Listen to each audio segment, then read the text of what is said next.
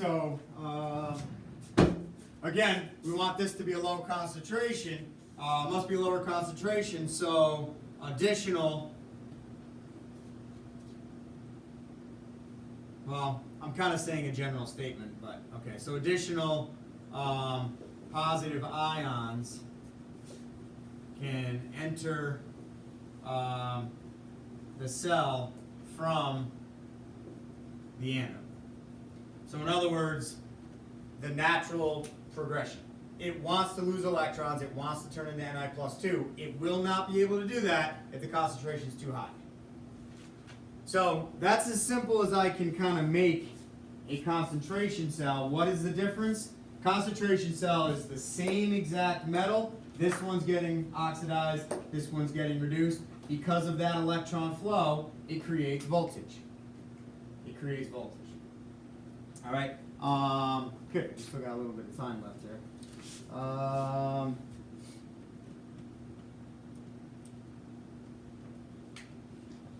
So make sure I'm not forgetting to talk about something there.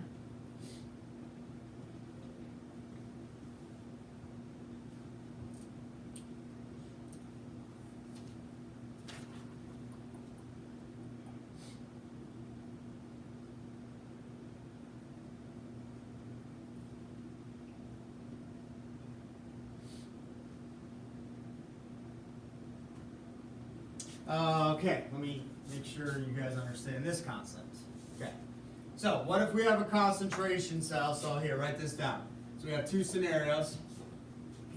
So let's say it's this cell right here. Two scenarios. Let's say my oxidation half cell is this. We have 0.1, and my reduction half cell is 1. Or, so there's number 1. Number 2, what if we have my oxidation half cell, and I'll just change one of them, is 0.01, and my reduction half cell is still 1, right? So let's say we keep the reduction at 1, but we turn the oxidation to 0.01.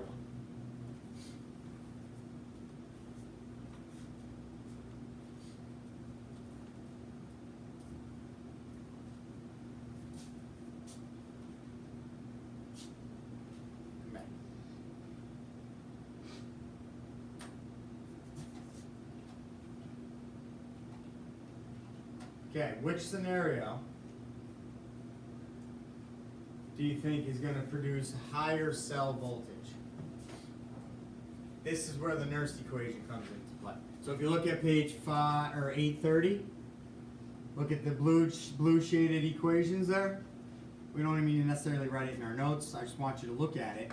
Remember, Q is the initial the initial concentration of products over reactants. So regardless of what E cell is, so stay with me here. I'm hoping this is going to help you really understand this concept. So if E cell is just, we can make up a number, 1.5. Okay, so it's going to be the same for either one of these. Okay, so our E cell standard state is 1.5, let's say. So that's E cell with the E naught. Okay, let's look at the top equation. Minus 0.0257 volts divided by N. How many moles of electrons are being transferred in? 2. Plus 2 is the positive charge, right? So N is 2. So that number is the same. So let's say your E naught is 1.5. 0.0257 divided by 2. That's the same. So those two numbers are going to be the same no matter which scenario we're using. Agreed? Okay. Q changes. Q changes.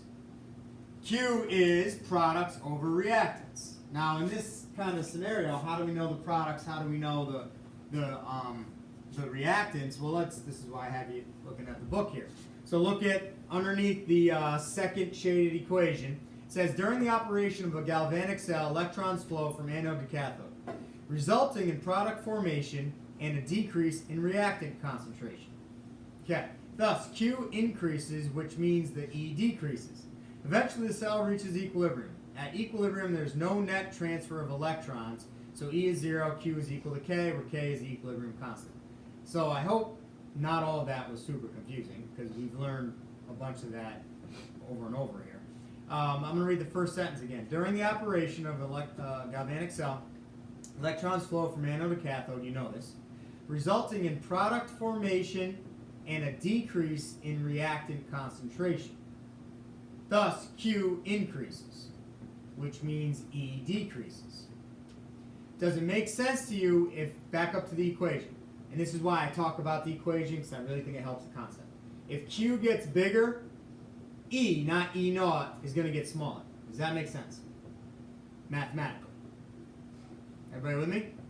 Okay, good. So now, let's use this example in the book, which is not a concentration cell with the same elements, zinc and copper, but let's use this to try and figure out what I'm asking here. So the Nernst equation, blah, blah, blah, blah. All right, so the Daniell cell, which is just like a normal cell, we'll call it. You got zinc, copper plus 2. This is pretty standard. It's what we started with when we first started this topic. So there's your E. It says 1.1, that would be your E naught. And then natural log of zinc plus 2 over copper plus 2. So why is zinc plus 2 the product and copper plus 2 the reactant? I want you to try and figure this out, because we need to know which one here, right? Like which side is our product, which side is our reactant. I'm using this to help you understand this.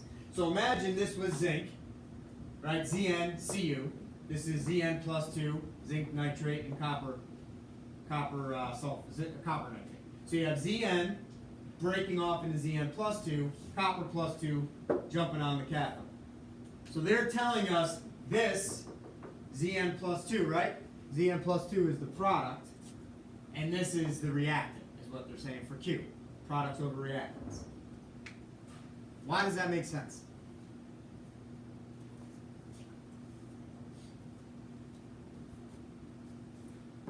Because that's the whole ballgame here. If you understand which one's which, you can actually solve Q, and we can answer this question: which one produces a higher voltage?